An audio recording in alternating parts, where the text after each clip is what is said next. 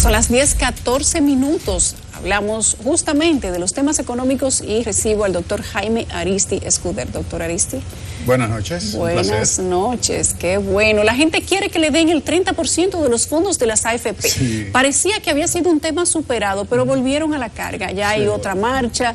La directora de la asociación que agrupa a las administradoras de fondos de pensiones dijo el día de ayer que es imposible que se entreguen los 30% de los fondos, porque inclusive una parte de ese dinero la tiene el gobierno. Y ya, chan, ahí ella dijo lo que debía.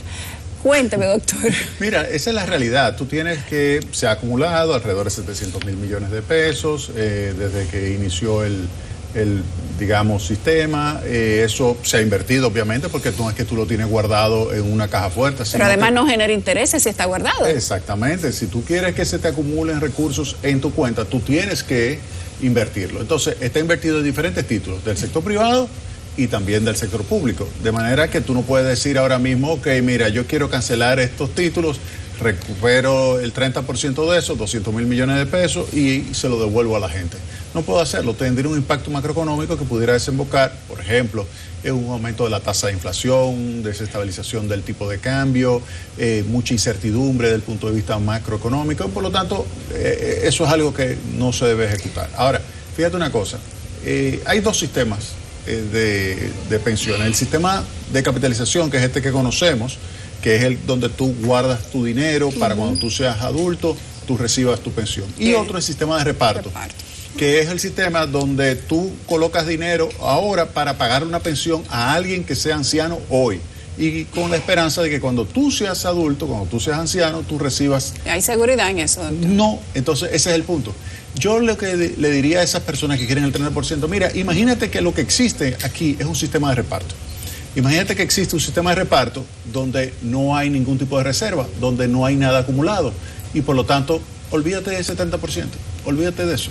Imagínate que eso está dentro de lo que es un gran sistema donde no se puede repartir y donde se va a repartir cuando tú llegues a ser ya sujeto de recibir. Doctor, la gente no pensión. entiende eso. No, pero el que quiere su 30% no entiende eso, doctor. Lo que pasa es que hay que explicárselo a la gente. En primer lugar, ese 30%, hay una parte que lo aportó tu empleador y una parte... Que es la mayor parte, el empleador... 70%. Sí. 70% de eso que tú tienes. O sea, que no ahorrado, todo el dinero ahorrado le pertenece a los cotizantes. No, le pertenece a los cotizantes, claro que sí. Pero lo aportó el empleador. Lo que te quiero decir es que eso fue un compromiso de toda la sociedad para que se acumularan recursos, para en vez de tener un sistema de reparto que siempre termina quebrando y que la persona al final no recibe pensión, que era algo que pasaba en estos países de América Latina, pues tenemos un sistema de capitalización individual donde tú ahorras, y ese ahorro tiene un impacto macroeconómico favorable porque estimula el crecimiento de la economía, ayuda a la estabilidad de precios, la estabilidad del tipo de cambio, y además tú tienes recursos para cuando tú te pensiones. Que sea mucho, que sea poco, ya es una discusión sobre el monto que tú estás ahorrando. Pero si tú sacas ahora 30%, ¿qué tú vas a recibir luego? Vas a hacer una carga todavía más grande para la sociedad. Por eso hay que dejar ese 30%. Hay que apostar a que vamos a llegar a viejo primero. Sí, claro. Hay que apostar a que usted va a ser viejo, que va a poder cobrar ese fondo de pensiones y entonces luego seguir cotizando. Si no te lo devuelven, o sea, también tú tienes esa opción. Ahora, lo que hay que poner bien claro es lo siguiente. Si tú consideras que las AFP están ganando mucho dinero, que es algo abusivo, que esto, entonces lo que hay que sentarse, revisar el sistema, verificar las fuentes de ingresos de las AFP y entonces decir, ok, mira, yo quiero que tú cobres menos y que una parte de eso que tú antes cobrabas vaya a la cuenta individual. Eso se puede discutir, pero no vale la pena desmembrar el sistema de ahorro que existe, que es el sustento del sistema de capitalización individual, que es a su vez el sistema de pensiones que tenemos. Los depósitos, Jaime. Hay una parte que se ha, no depositado, invertido en sector de construcción, en bonos públicos, en diferentes sectores, sector financiero. Sí. Pero a la gente parece que le causó urticaria que se invirtiera en el sector público y que parte de ese dinero sea sustentado o esté sustentando la famosa crisis económica, que es lo que han dicho algunos entendidos en la materia. ¿Cómo lo ves tú desde tu punto de vista? Mira, yo creo que cuando se inició con un tipo muy estrechito de tipos de títulos financieros que podían ser, digamos, adquiridos por parte de las AFP, pero luego se fue ampliando. Llegará el momento en que incluso se puede invertir hasta en el extranjero y diversificar moneda. O sea, que se pueden hacer muchas operaciones en el futuro con esos recursos que se están ahorrando, porque el objetivo, ¿cuál es? El objetivo de la AFP es maximizar el retorno que tiene esa cuenta para que se beneficie en una mayor medida el trabajador. Eso es todo. Entonces, mientras más títulos tú tienes, más oportunidades tú tienes de diversificar el riesgo y además obtener un buen retorno. ¿Cómo lo hizo Chile? Chile tiene el sistema de seguridad social de pensiones que tenemos nosotros. De hecho, República Dominicana a quien emuló fue a Chile. Es correcto. Pero Chile ha tenido que entregar, justamente de 10 en 10 va por casi un 40%. Un error.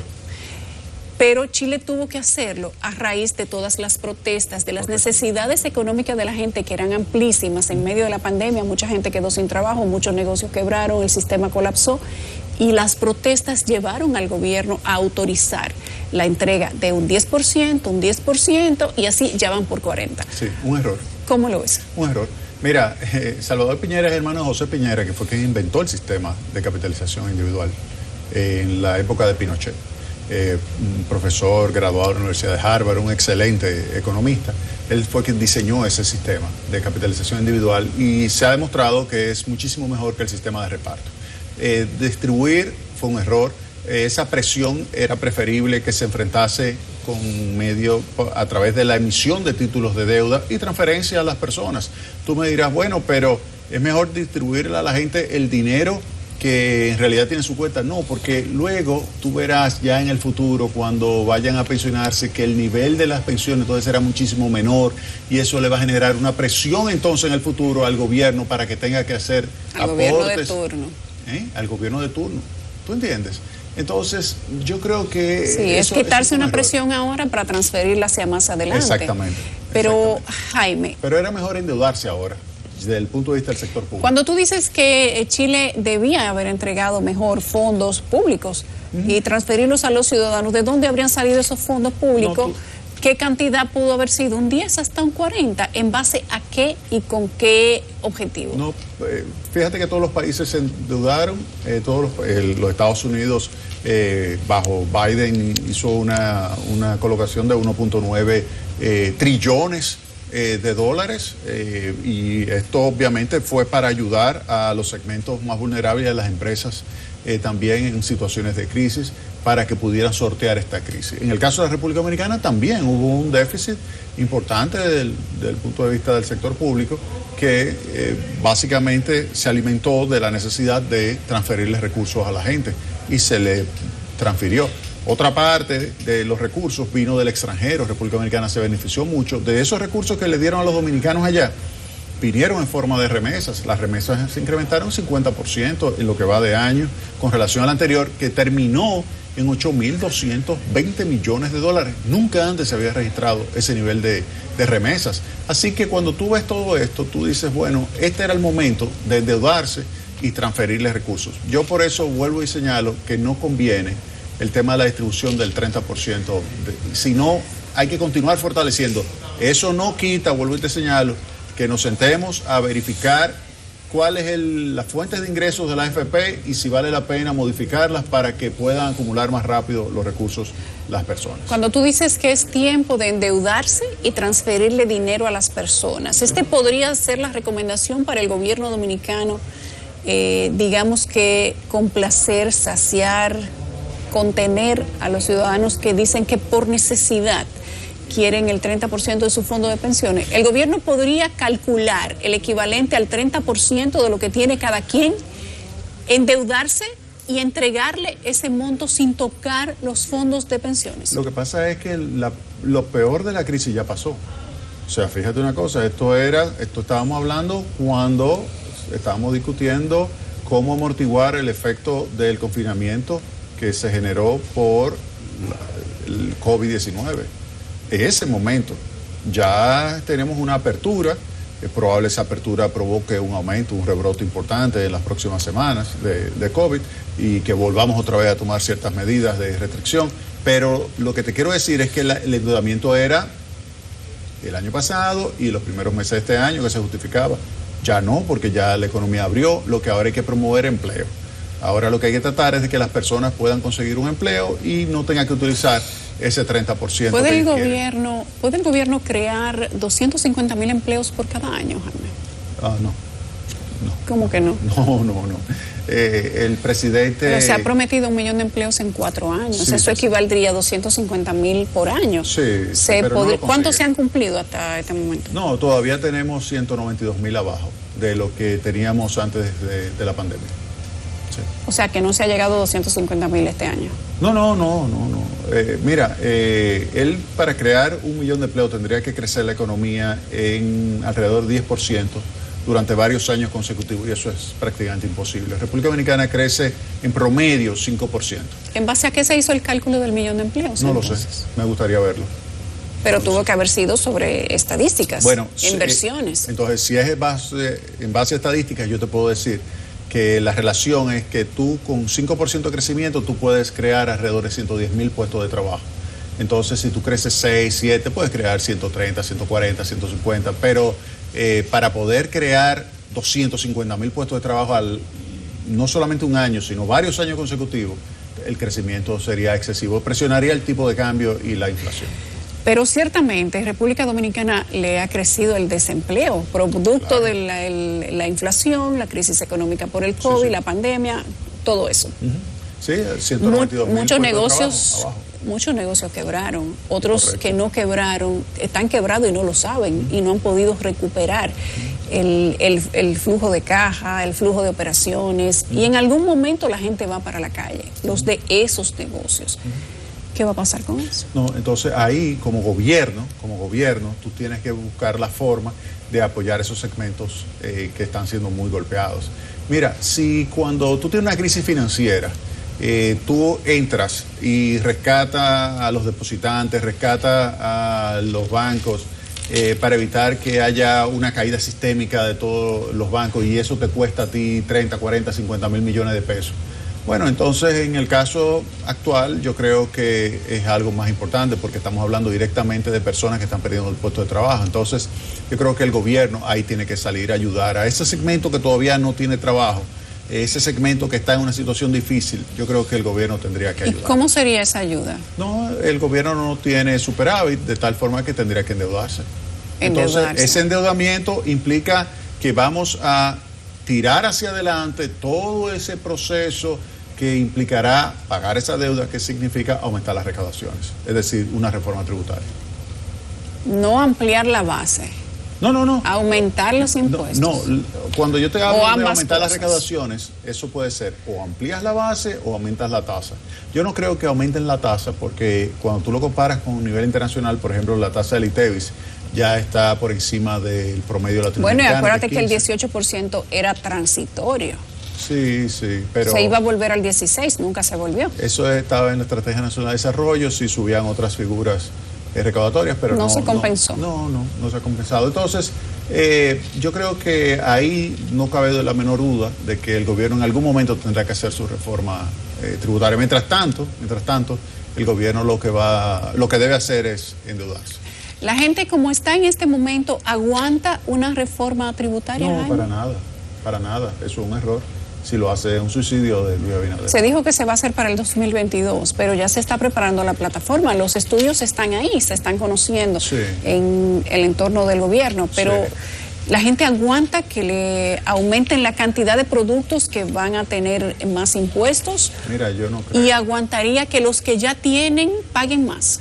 Mira, yo creo que el gobierno tiene un problema de timing con las medidas. Por ejemplo, si tú ibas a hacer una reforma tributaria, entonces ese era el momento de tú aumentar los salarios, que por cierto no fue el 24% que incrementó en promedio ponderado, sino solamente 14%. Pero era el momento de hacerlo junto con la reforma tributaria. Pero entonces, tenía un golpe de efecto, ¿no? ¿Fue el momento equivocado? Sí, porque y luego cuando tú te toca hacer esa reforma tributaria, ¿con qué tú la compensas? Tú no puedes aumentar de nuevo los salarios. ¿Y por qué se aumentó en este momento? Porque querían vender como que algo sumamente positivo. Y incluso, fíjate que la publicidad fue una publicidad engañosa, porque decir 24%, donde hay segmentos que supuestamente va a incrementarse en 59% los salarios, eso es totalmente irreal. Eso es incorrecto decir eso. O sea, pusieron al presidente a decir algo que no es verdad. Incorrecto. Falso. Doctor Aristis, la cosa no pinta como muy buena entonces. Mira, yo creo que puede mejorar. La mejor decisión del presidente Abinader fue mantener a Héctor Valdés en el Banco Central. Sí. Y eso sí, claro, porque le da credibilidad al peso dominicano. Fíjate cómo... A nivel internacional. Sí, no, y local, la gente cree en Valdés. Lo que pasa es que escuché a un representante popular que me dijo, cuando se hizo el último anuncio del crecimiento económico de República Dominicana, en medio de la pandemia, la economía que más crece, y entonces escuché a esta persona decir que le pagaban la tarima para que vaya y lo diga en los guandules, en la cañita, en los alcarrizos, donde a la gente se le está llevando quien la trajo para que le hablen de crecimiento económico en esos barrios. Mira, en esos barrios, ahí lo que tú necesitas es quédate en casa, para ti, pero no hay. Fase 1, fase 2. Todavía, a esta fecha. Óyeme, es que era necesario tú focalizar donde la gente lo necesita. O sea, tú tienes que ir con los recursos del Estado, donde la gente más pobre, donde la gente desempleada, y ahí apoyarlos. Ese era el mensaje que nosotros le dimos al presidente. Lamentablemente, no sé quién le metió tampoco en la cabeza esto, de sacar esos programas. Eso fue un error. Pero dijo que se iba a dar la doble y que los planes sociales ¿Pero la doble qué es con relación a lo que quitó? El doble que se recibía antes. Sí, pero el doble es de 850 al doble de esto, pero él quitó programas que tenían 5,000 y 7,000 pesos de ingreso. O sea, él decir, no, la doble... Pero hizo una apertura gradual. Pero porque iba a ser una apertura gradual para que la gente volviera a trabajar. Claro, pero hay 192,000 fuera todavía. ¿Y el gobierno podía mantener las ayudas? Sí, claro que sí, tiene dinero. Fíjate suficiente que... para fíjate. Todos los compromisos del país, más las ayudas... Para ti, quédate en casa, fase 1, fase 2. Fíjate que se ha ahorrado muchísimo dinero, 70,000 por un lado, dice el director de presupuesto, 62,000 por otro lado, dicen del sector eléctrico. Todo ese dinero que se han ahorrado, que lo utilicen para los ¿Pudieron dárselo pobres. A la gente? Claro, que se lo transfieran a la gente. ¿Están a tiempo todavía de...? Sí, claro, de corregir errores. Claro que sí. De darle ayuda a la gente, sí. Aun cuando se está levantando el toque de queda, cuando la gente está en la calle buscándosela como un toro, doctor Escudet. Sí, claro, no hay otra alternativa. La situación es complicada, es muy difícil, pero yo creo que hay que cuidarse, o sea, porque lo que hay que evitar que porque la gente se la esté buscando en la calle genere un rebrote del COVID que desemboque en... El rebrote viene. El gobierno Exacto. ha dicho que ya se prepara para el rebrote. Exacto. Y la clase médica dice que en apenas 3 semanas tenemos el rebrote encima. Sí. ¿Cuáles podrían ser las medidas económicas que tomara el gobierno en un eventual rebrote? ¿Volver al toque de queda más apretado? ¿No quitar el estado de emergencia? ¿Cerrar otra vez el país? Todo eso puede suceder. Todo eso está en la tómbola. Pero el gobierno dijo que no. Probabilidades. El gobierno dijo que estaba preparado para el rebrote y que eso no iba a implicar cerrar el país otra vez. Y entonces, en ese caso... sabe lo que es esa variante Delta. Óyeme, cuando... Dice el gobierno que no circula. Mira, nosotros hemos tenido 3 picos, tú lo ves estadísticamente. Y cada vez que hay uno, o sea, tú tienes un periodo en que hay unos días, una semana, 2 semanas, donde se mantiene relativamente bajo y después sube con más fuerza. Óyeme, eso es lo que va a suceder. Lamentablemente, porque es que tú tienes que la gente no se está cuidando. Entonces, ¿qué le recomiendo al gobierno? Que acelere la vacunación. Y yo preferiría que investigue si es mejor una CoronaVac y una Pfizer y no 2 CoronaVac y una Pfizer. Bueno, entraría en una fase de ahorro además. $20 por cada paciente. Salieron caras las vacunas, doctor Escudet. Demasiado caras. O sea, $20 versus $10 que ha pagado 10.30 Brasil, $10 Indonesia, Tailandia, todos esos países han pagado menos que nosotros.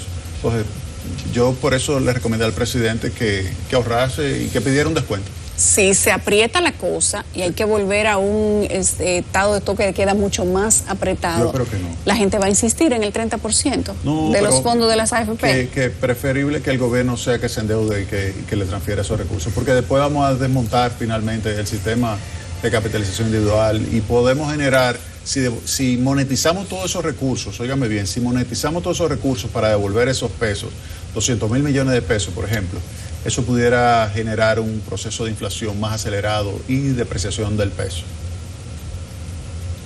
Óigame bien, depreciación del peso. Yo sé que Valdés hace todo lo posible por mantenerlo, pero... Esas son palabras mayores. Es una presión dura, claro. Eso sería una inflación más grande. Sí. Con la depreciación del peso. Sí, claro. Y eso que se entre golpe en el pecho, que no es peor la situación macro por Héctor Valdés. Que lo apunten ahí. Sí. El señor credibilidad. Gracias al doctor Jaime Aristi Escuder, certero, un poco ácido a veces, no, pero jamás. Ese es Jaime Aristi Escuder, doctor, gracias. No, un Usted placer. y yo nos vemos el otro lunes. Gracias por la invitación.